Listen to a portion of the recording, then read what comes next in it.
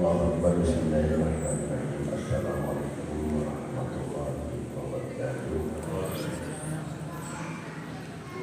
Alhamdulillahirabbil alamin. Asyhadu an la ilaha illallah wa la syarika lahu.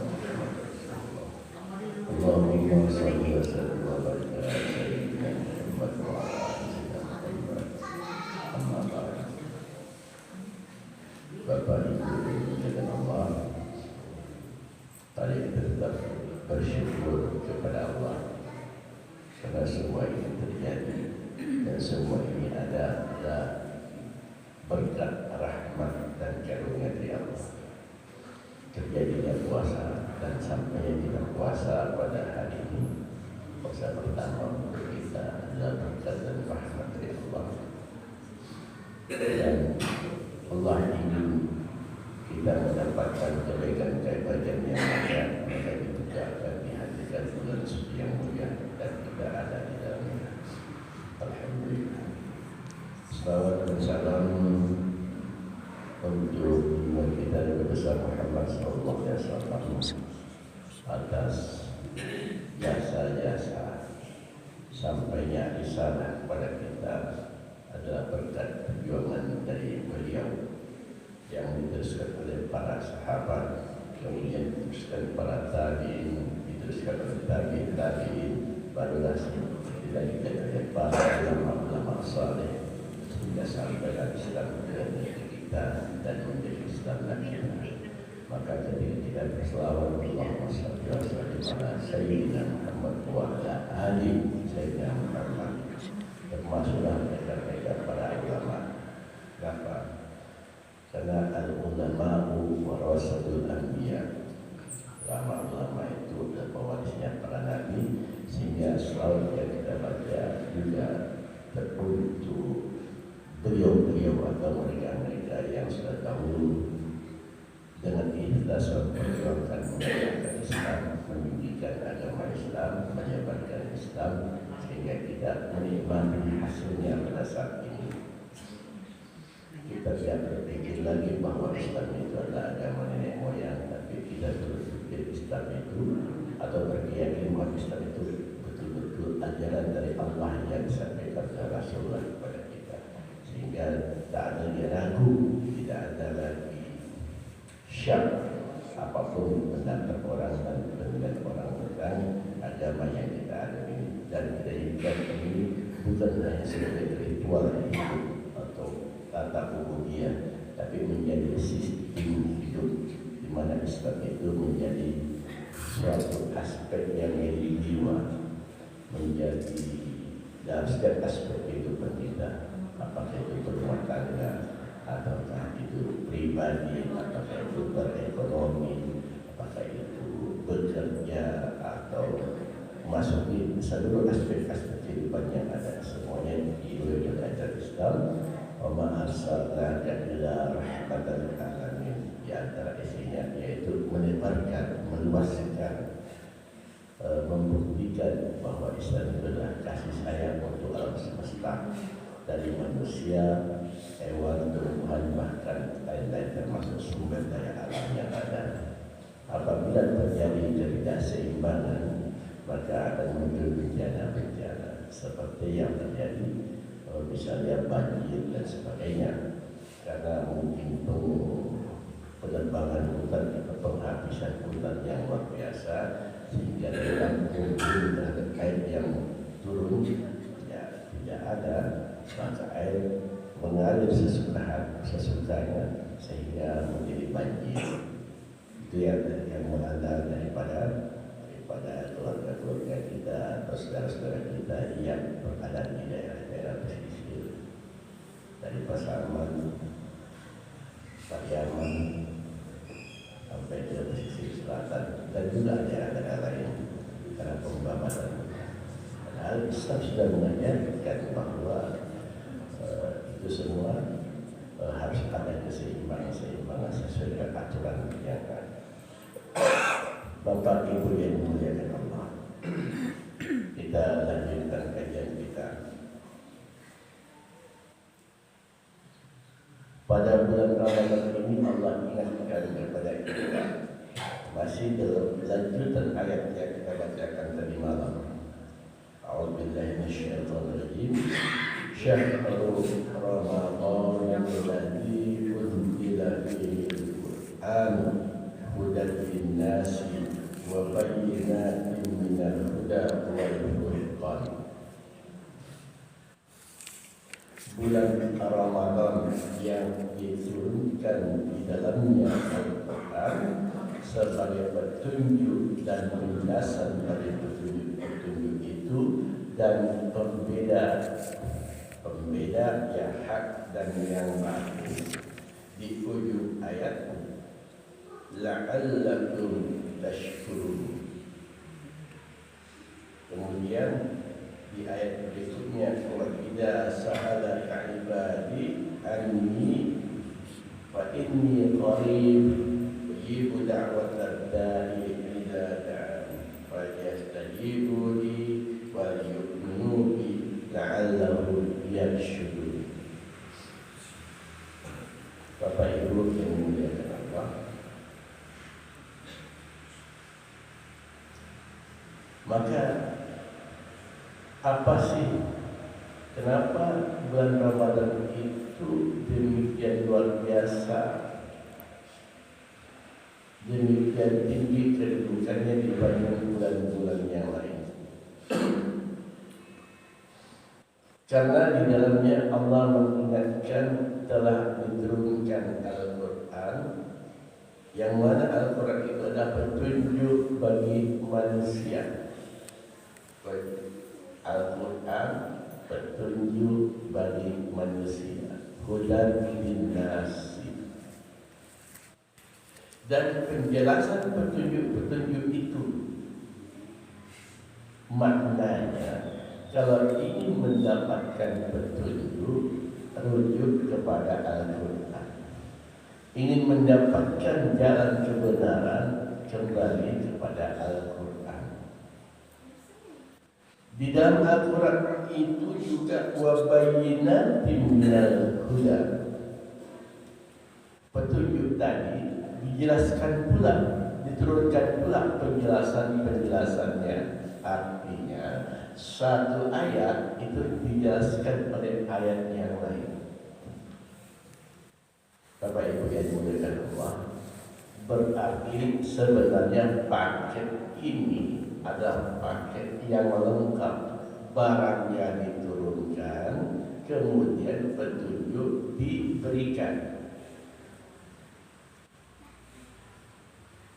Ibarat kita diberi lampu senter untuk menunjuk jalan, cara menghidupkan senter dan cara memakainya juga ditunjukkan, diberikan. Lengkap itu Bapak Ibu. Jadi barang siapa yang ingin mendapatkan kebahagiaan di akhirat, tidak usah kita pusing-pusing mencari ke sana kemari. Kita dekati dan dalami Al-Quran, berusaha memahaminya semampu kita. Andai kata kita tidak mampu mengambil petunjuk langsung dari sana, baru kita menjadi ulama-ulama yang paham akan Al-Quran. Kemudian diturunkan pula di situ Furqan. Furqan itu pembeda antara yang hak dan yang batil. Nah, ini dia persoalannya. Kalau merujuk kepada teori-teori lain, merujuk kepada pendapat-pendapat manusia, tidak akan bertemu dengan tepat. Ya, gambaran yang tepat tentang yang hak dan yang batil. Tapi dengan Al-Quran, maka jelas pokoknya perbedaannya. Inna anzalnahu fi lailatul qadri wa ma adraka ma lailatul qadri. Lailatul qadri khairun min alfi syahrin tanazzalul malaikatu wa ruhu biha min kulli amrin bi'izni rabbihim. Pada malam itu telah diturunkan Al-Quran pada malam Qadar. Malam Qadar malam yang lebih baik daripada 1000 bulan. Pada malam itu turunlah para malaikat dan juga turun untuk semua urusan. Salamun hiya hatta matla'il fajr. Maka keselamatan atasnya sampai terbitnya fajar. Mendatangkan keselamatan sampai terbitnya fajar. Kaum muslimin yang berbahagia. Dimaknai salamun hiya hatta matla'il fajar itu sampai terbitnya fajar, iya. Tapi makna yang lebih dalam daripada itu sampai hari berbangkit. Jadi orang yang sudah menerima kebenaran Al-Quran dan meyakini, maka ada jaminan keselamatan sampai hari berbangkit. Kapan itu? Ya di hari kiamat. Tinggal meneruskan. Jadi Bapak Ibu yang mulia, Allah katakan la'allakum tashkurun. Semoga dengan itu engkau bersyukur. Nah, wujud daripada syukur kita dengan kelebihan-kelebihan daripada bulan Ramadan yang Allah berikan kepada kita, yakni berusaha menjalani sebaik-baiknya Ramadan ini, melaksanakan dan mengisi dengan hal-hal yang terbaik. Bapak Ibu yang mulia, Imam Ghazali Hujjatul Islam menggambarkan jenis-jenis puasa, keadaan orang berpuasa. Beliau mengatakan bahwa puasa itu terbagi tiga. Pertama, shaumul 'am, puasanya orang awam. Kedua, shaumul khas, puasanya orang khas. Shaumul khawasul khawas, puasanya orang yang sangat khusus. Ini cukup kita bisa jadikan sebagai barometer Bapak Ibu atau rambu-rambu untuk kita untuk mengukur puasa kita pada tahun ini. Pertama, puasanya orang awam, yaitu hanya tidak makan dan tidak minum.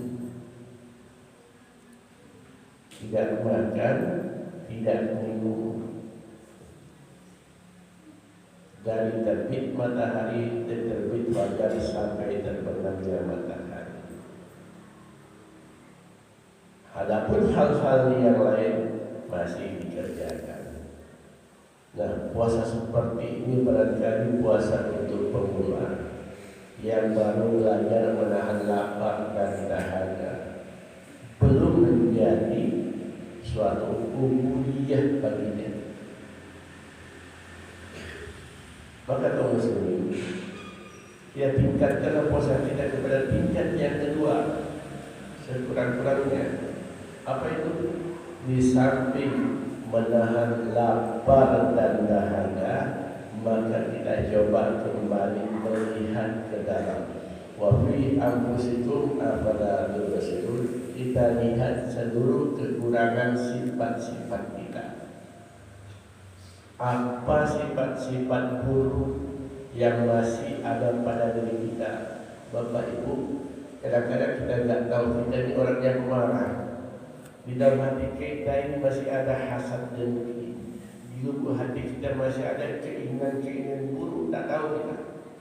Tapi tahunya sesudah kita sedang berpuasa. Ketika kita sedang minta, muncullah panganan-panganan buruk dalam diri awak. Yang tadinya pendiam, penahan diri, pas ketika puasa pameran luar biasa. Anjing lah kalian tak ada puasa kau, begitu berang aja. Makanya dia kecil, dia menahan diri. Padahal dia sedang. Sangat sensitif perasaan orang yang sedang berpuasa. Ketika dia sedang puasa, malah pernah nampak semua salah-salah orang. si anu. Bagaimana dia bisa menahan diri untuk tidak membicarakannya? Muncul keinginan, macam-macam keinginan. Cobalah jalin betul laki rayung, beli ini, beli itu. Padahal yang ada masih bagus, yang bekas tahun kemarin masih bagus. Kenapa harus memakai hal-hal yang baru? Bukan di situ letak kemuliaan daripada bulan Ramadan. Nah, keinginan yang tersembunyi ini munculnya ketika sedang puasa. Sifat-sifat buruk kita akan menguap ke alam sadar pikir kita, memperlihatkan sebenarnya masih ada sifat-sifat buruk yang ada di dalam diri kita. Inilah yang perlu kita perbaiki, ditahan, dibuang, dan seterusnya. Sekurang-kurangnya ketika kita sudah tahu kita punya sifat buruk tentang hal-hal tertentu, maka itu kita antisipasi sebaik-baiknya. Ya. Justru ketika sedang puasa itulah menahan marah habis-habisan. Ya. Justru ketika sedang puasa itulah kita menahan gunjing habis-habisan. Justru sedang puasa itulah kita menahan hal-hal yang makruh habis-habisan. Bapak Ibu yang boleh contoh, mentang-mentang puasa ngantuk aja bawaannya. Ya Bu yang nanti. Padahal kita punya puasa itu kan merasakan menahan, merasakan lapar. Kalau kita tidur habis sholat subuh, bangun zuhur, berjam ya puasa. Habis subuhnya lalu jago luar. Itu berarti 6 jam hilang dia tak berpuasa 6 jam. Berarti separuh masuknya hari itu. Habis itu sudah lalu sampai asar hilang, berarti jam. Betul sudah sembahyang asar, matang hari melalaikan melupakan puasa. Ayolah puasa sehari itu. Patut lalu saya kira. Ini suatu mindset yang harus kita ubah Bapak Ibu. Ya. Puasa itu bukan untuk tidur. Justru dengan puasa itu kita terjaga dan terus terjaga. Andai kata mampu. Kecuali kalau sedang mengaji Al-Quran, sase 3 juz, tagu anggur palunya kalau itu lain hal, berarti perintah dari Allah istirahat. Tapi kalau sengaja malah lalu untuk melupakan lintah, itu enggak tuh. Sengaja lalu ketika puasa untuk melupakan lintah, itu tidak tepat Bapak Ibu. Berarti mengisi puasa dengan hal-hal yang tidak bermanfaat. Ba'an itu bersyukur kalau tidak menyempurnakan surga kami. Bapak Ibu yang mulia. Yang kedua, kata Allah, la'allahum yarshudun. Mudah-mudahan mereka mendapat petunjuk. Mudah-mudahan mereka menjadi benar. Mudah-mudahan mereka tambah cerdas. Di mana tak? Wa idza sa'alaka ibadi anni inni qarib ujibu da'watad da'i idza da'a. Apa maksudnya? Ketika hambaku berkehendak mengetahui aku bagaimana, katakan aku dekat. Aku akan menjawab doa yang dipanjatkan kepadaku. Aku akan menjawab panggilan-panggilan sesuatu yang diarahkan kepadaku. Dengan puasa inilah Bapak Ibu di antaranya itu merasa dakik ya Tuhan. Di mana tak dakiknya? Sebagai umpama bahwa kita tak makan, kita tak minum. Kan sengaja kita tak makan dan minum, ya Bu? Sengaja kita makan tak minum.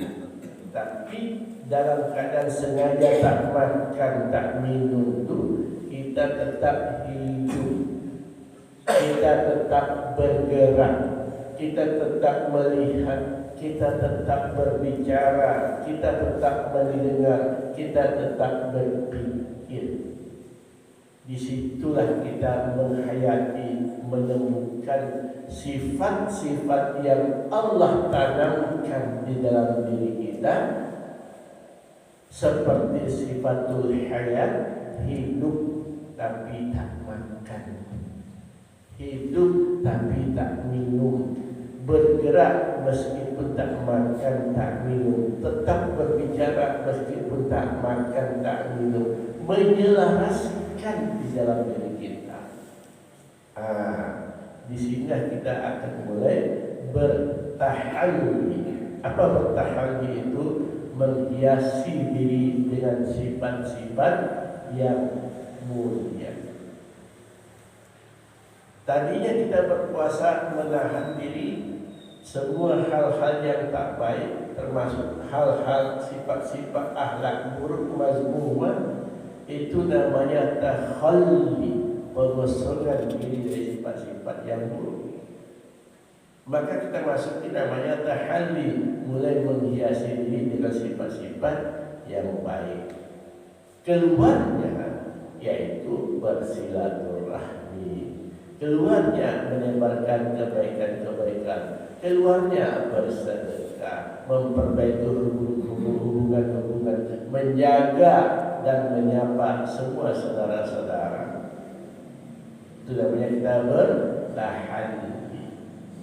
Nah, apabila itu sudah menjadi sifat dan baku bagi kita Bapak Ibu, maka mulailah kita namanya memasuki puasa tingkat kedua. Nah, apakah sampai tingkat kedua saja? Kalau bisa sampai naik lagi yang lebih tinggi. Apa itu? Puasa yang betul-betul terjaga hatinya, jiwanya, dirinya dari lupa kepada Allah. Bapak Ibu yang mulia, untuk terus ingat Allah 24 jam. Kalau untuk orang seperti kita ini, belum ada kita mungkin yang mampu. Ya, kadang-kadang ya, melengah sedikit saja lupa dengan pikir. Kalau orang sedang bersuluk mungkin bisa dia, tapi cuma 40 hari habis suluknya mana bisa. Ya, kalau sudah hidup kayak begini pasti banyak yang lupa. Kalau orang bersuluk itu ada tradisi masyarakat kita yang bersuluk itu berzikir saja kerjanya pagi, petang, siang dan malam. Istilahnya waktu sholat dan makan saja. Ketika sholat dan makan itu penuh doa dan zikir, dan itu dokter bersama di tempat-tempat tertentu. Ya. Tapi itu tidak populer di masyarakat kita pada panjang. Bapak Ibu yang berkata, ada solusi untuk menghapus kekosongan dari ingat Allah itu. Kata Allah dalam surat Ali Imran ayat 133. Wasari'u ila magfiratin min rabbikum, bersegeralah minta ampun. Bapak Ibu, kita ingat Allah, kita sudah tadarus baca Al-Quran sebanyak-banyaknya, sudah bersolat sebanyak-banyaknya, ada terlupa, ada terlengah. Untuk menghapus bekas-bekas itu, maka kita minta ampun kepada Allah. La'allahum yarshudun. Maka di ayat ini dikatakan falyastajibu li wal yu'minu bi la'allahum yarshudun. Hendaklah mereka mematuhi semua perintahku, hendaklah mereka terus beriman kepadaku. Bapak Ibu, bukankah minta ampun kepada Allah itu juga dalam rangka mematuhi? Minta ampun dalam rangka mematuhi. Sebab kenapa? Minta ampun itu perintah Allah. Jadi timbunan salah kita minta ampun, timbunan batu kita bersyukur. Ini kecerdasan yang harus kita miliki sehingga puasa kita lengkap satu hari. Dan kalau kita hilang 23 jam, kita sita langsung istighfar. Datang kawan macam itu, kawan tergoda kita mendengarkan ceritanya. Tak kata ya astagfirullah, istighfar, astagfirullah, ya Allah ampunilah. Itu saja, tidak banyak. Ya. Sebab kalau kita tidak isi kekosongan itu dengan minta ampun, maka ada lubang-lubang yang akan membantu kantong. Kalau ada lubang nanti kan keluar isinya. Umpama kita mengumpulkan pahala sekian banyak dari pagi sampai sore, kira-kira rupanya ada lubang-lubangnya, tak kita tutup, tuh mengalir pahalanya hilang. Ini logikanya seperti itu. Maka untuk melengkapinya, menyempurnakannya, kita tetap minta ampun kepada Allah Subhanahu wa Ta'ala. Bapak Ibu yang dimuliakan Allah, jadi perjuangan menahan diri selama 1 bulan penuh ini adalah pelatihan yang luar biasa yang bisa mengantarkan kita menjadi takwa. Bapak Ibu yang mulia, kalau kita awak yang memikirkan diri awak siapa tentang hubungan ke Tuhan Allah, tidak mungkinlah orang kayak awak, tidak mungkinlah anak awak, bahkan guru awak pun sibuk memikirkan dirinya sendiri. Baru sebab kata Allah, wa in minkum illa wariduha kana dzalika ala rabbika hatman maqdiya. Semua engkau pasti akan mendatangi neraka. Berarti awak-awakmu sadaya pasti akan mendatangi neraka. Itu kepastian dari Tuhanmu. Summa nunajjil ladzina taqaw. Kemudian kami selamatkan orang yang sudah bertakwa. Wa amal ladzina zalamu, adapun orang-orang yang zalim kami biarkan berlutut di neraka. Berarti tanggung jawab menyelamatkan diri, tidak usah menumpang ke orang lain. Tidak usah rugi awak antara yang tanda. Tidak usah awak menumpang doa dari anak yang soleh. Saya berdoa, anak soleh berdoa itulah kewajibannya. Tidak perlu minta-minta apa ayah ibu, tidak perlu. Kalau ingin soleh pasti mendoakan orang lain. Tapi itu sebagai menjaga tauhidnya kita. Tidak usah orang mana kesinan. Kalau alhamdulillah kalau tidak ada bah. Tidak, kita menumpang orang itu dan kita sedekahkan sedekah jariah. Biarlah pokoknya lima baik itu Allah Taala. Awak menyerahkan kepada Allah saja. Jangan kita menumpang ada ilmu yang kita turunkan. Kenapa? Mudah-mudahan saja diamalkan dan diteruskan oleh generasi berikutnya sehingga menjadi pahala inovasi kita untuk awak.